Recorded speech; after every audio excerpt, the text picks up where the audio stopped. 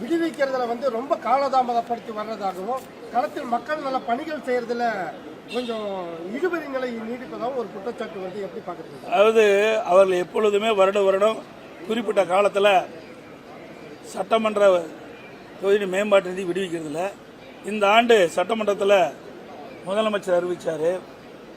இனி ஜிஎஸ்டி இந்த சட்டமன்ற மேம்பாட்டு நிதியில் ஜிஎஸ்டி பிடிச்சிப்பாங்க, 18% பிடிப்பாங்க.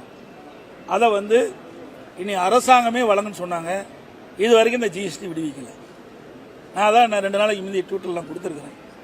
உடனடியாக இந்த அரசு அறிவித்தவாறு இந்த சட்டமன்ற தொகுதி மேம்பாட்டு நிதிக்கு ஜிஎஸ்டி விடுவிக்க வேண்டும் என்று கொடுத்துருக்கிறேன்.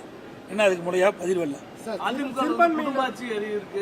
உங்களுடைய மகன் மருமகனுடைய தலையீடுகள் இருக்கு அப்படின்னு சொல்லி செங்கோட்டையன் குற்றம் சாட்டி இருக்கு. ஒரு நாளாவது நீங்க பாத்திருக்கீங்களா? கோவையில் ஒரு நாளாவது நீங்க பாத்திருக்கீங்களா? இது வரைக்கும் யாராவது சொல்லியிருக்காங்களா? இங்கிருந்து பிரிஞ்சு பல பேர், அதாவது இங்கிருந்து நீக்கப்பட்டவர் போயிருக்கிறாங்க. அப்படி ஏதாவது குற்றச்சாட்டு சொல்லியிருக்காங்களா? ஒருக்கு வேற குற்றச்சாட்டு கண்டுபிடிக்க முடியல. இந்த குற்றச்சாட்டு சொல்லியிருக்காங்க.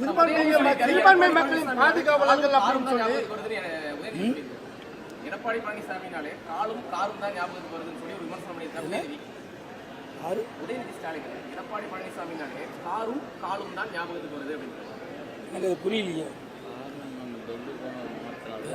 அதாங்க வேணுமென்றே திட்டமிட்டு இப்படி செய்தி சொல்றது. வேற எந்த செய்தியும் கிடைக்கல. ஒரு அரசியல்வாதி முறையா அரசியல் சம்பந்தப்பட்ட பேசினா பரவாயில்ல, அதை விட்டுட்டு சம்பந்தமில்லாத பேசுறதுலாம் சிறுபிள்ளைத்தனம். நல்லா புரியுதுங்களா? ஒரு முதிர்ந்த அரசியல்வாதி மக்களுடைய பிரச்சனை என்ன இருக்குன்னு தான் பார்க்கணும். அதைத்தான் நாங்க பார்த்துட்டு இருக்கோம். அதிமுக அதைத்தான் பார்க்குது. இப்ப கூட என்ன திராவிட முன்னேற்ற கழக தலைவரும் சரி, உதயநிதி ஸ்டாலின் சொல்றாங்க, எங்க ஆட்சி மீது ஏதாவது குறை சொல்ல முடிஞ்சுதா? சொல்லுங்க பார்க்கல. இது வரைக்கும் பல பேட்டியில கொடுத்துருக்காங்க. அதிமுக ஆட்சியில இன்ன குறைன்னு சொல்றாங்களா? சொல்லவே முடியாது. பாரதிய ஜனதாவோட எடப்பாடி பழனிசாமி கூட்டு வைத்து விட்டார். பாரதிய ஜனதாவோட அதிமுக அடிமையாகிவிட்டது. பாரதிய ஜனதா அலுவலகம் டெல்லியில இருக்கு. இப்படித்தான் சொல்ல முடியும்.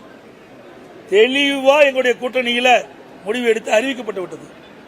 அதிமுகவும் பாரதிய ஜனதாவும் கூட்டணி பேச்சுவார்த்தை முடித்த பிறகு இன்றைக்கு இந்த செய்தியாளர் சந்திப்பில் மாண்புமிகு உள்துறை அமைச்சர் தெளிவுபடுத்தினார். அமித்ஷா அவர்கள் தெளிவுபடுத்தினார். அதுல பாரதிய ஜனதா அதிமுக கூட்டணி அமைச்சிருக்குது. இந்த கூட்டணிக்கு அதிமுக தான் தலைமை தாங்கும். தெளிவா நீங்க பேட்டியில போடுங்க. அடிக்கடி மாத்தி மாத்தி போடாதீங்க. அனைத்து இந்திய அண்ணா திராவிட முன்னேற்ற கழகம் தான் எங்கள் கூட்டணிக்கு தலைமை தாங்கும். அனைத்து இந்திய அண்ணா திராவிட முன்னேற்ற கழகம் தான் ஆட்சி அமைக்கும். எங்களுடைய கூட்டணியுடைய முதல் வேட்பாளர் இபிஎஸ். தெளிவா உங்க கூட்டத்தில் வந்திருக்குது, எல்லா பத்திரிகையிலும் வந்துவிட்டது. ஆனா வேண்டுமென்றே திட்டமிட்டு ஏதாவது ஒரு காரணத்தை காட்டி தவறான செய்தி வெளியிட்டிருக்கிறீங்க. இது சரியல்ல. அதிமுக தான் ஆட்சி அமைக்கிட்டாங்க. அப்புறம் ஏன் ஸ்டாலின் போய் பாரதிய ஜனதாவை குறை சொல்லிட்டு இருக்காங்க? இங்க ஆட்சி அமைக்கிறது எங்க கூட்டணியில் அதிமுக. முதலமைச்சர் வேட்பாளர் அதிமுக கட்சி சேர்ந்தது. அப்படிங்கிற எங்களை பத்தி விமர்சனம் செய்ய முடியாது. இருந்தா தானே செய்யறதுக்கு. அவ்வளவு இந்த 4.5 ஆண்டு காலத்தில் திராவிட முன்னேற்ற கழக ஆட்சியில மக்களுடைய பிரச்சனை தீர்க்கல.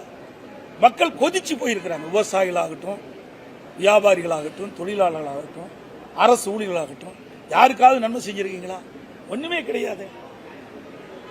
அத்தனை மக்களுமே இந்த ஆட்சி அப்புறப்படுத்த வேண்டும், அகற்ற வேண்டும். மக்களோட ஆட்சி தமிழகத்திலே நடந்து கொண்டிருக்கிறது, அகற்ற வேண்டும் என்ற கொந்தளிப்போடு தான் இன்னைக்கு பார்த்துட்டு இருக்கிறாங்க. அதிமுக ஆட்சியில் கொண்டு வரப்பட்ட திட்டம், நிறைவேற்றப்பட்ட திட்டத்தை ரிப்பன் கட்டி திறந்து வைக்கிறார். உங்க மேம்பாலம் இருக்குது. யாருடைய ஆட்சியில் கொண்டு வந்தோம்? நல்லா உங்களுக்கு அத்தனை பேர் இங்க இருக்கிற நண்பர், அத்தனை ஊடக நம்பர் இருக்குது, பத்திரிகை நம்பர் இருக்கீங்க. நான் அடிக்கல் நாட்டும் போது எல்லாமே வந்தீங்க, எல்லாம் படம் பிடிச்சு காட்டினீங்க. ஒரு 55% பணி முடிவுபட்டு விட்டது. ஒரு திட்டத்தை ஆரம்பிக்கின்ற பொழுது முதற்கட்ட பணின்னு இருக்குது. அது நிலம் எடுக்கணும். அந்த சாலை அமைக்கின்ற இடத்துல அங்க இருக்கிற கேபிள் வயர்லாம் மாற்றி எடுக்கணும், குடிநீர் குழாய்கள்லாம் மாற்றி அமைக்க வேண்டும், அங்க இருக்கின்ற மின் கம்பங்கள்லாம் மாற்றி அமைக்க வேண்டும். முதல் கட்ட பணியே கிட்டத்தட்ட பார்த்தீங்கன்னா 2 வருஷம் 3 வருஷம் ஆயிரும். சில பேர் நீதிமன்றத்துக்கு போனால் இன்னும் பல ஆண்டு ஆயிரும். அப்படி இருந்தும் கூட வேகமாக துரிதமாக 2 ஆண்டுல அந்த பணியை எடுத்துட்டு 3 ஆண்டுகள் அந்த பணி நடந்துகிட்டு இருந்தது. ஆட்சிக்கு அந்த கிடப்பிலேயே போட்டாங்க. 2 வருஷம் பணியே செய்யல. உங்களுக்கு அத்தனை ஊடக நம்பர் பத்திரிகை இங்க இருக்கிற உங்களுக்கு எல்லாம் தெரியும். இப்போ வேக வேகமா செஞ்சு இவர்கள் கொண்டு வந்து நிறைவேற்றப்பட்டாங்க. எவ்வளவு பச்சை பொய்.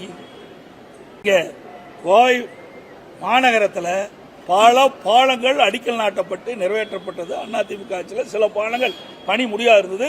ஆட்சி மாற்றம் வந்த பிறகு இவர்கள் அந்த பணியை செய்கிறாங்க. எங்க ஆட்சியை தொடர்ந்து நாங்கள் அந்த பணியை விரைவாக நிறைவேற்றி திறந்திருப்போம், பாலத்தை திறந்திருப்போம். அது மட்டும் இல்ல, இன்றைய தினம் முதலமைச்சர் அவர்கள் பால திட்டத்தை அறிவிக்கிறார். நிதியே ஒதுக்கல, நிதியே ஒதுக்காம பால திட்டத்துக்கு அடிக்கல் நாட்டிட்டு இருக்கிறாங்க. இப்படி ஒரு வேடிக்கையான அரசு எங்கேயுமே இல்லை தமிழகத்தில்.